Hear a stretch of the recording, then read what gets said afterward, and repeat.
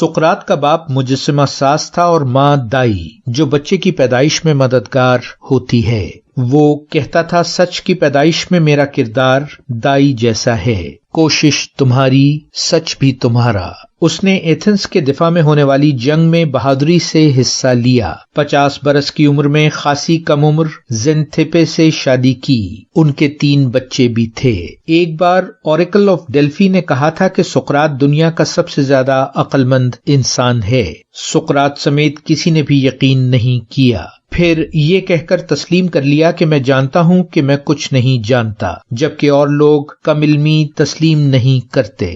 وہ مکالمہ کر کے لوگوں کے فکر اور عمل میں موجود تضادات سے انہیں ملوا دیتا تھا۔ یہ بات جانی دشمن بنانے کے لیے کافی تھی۔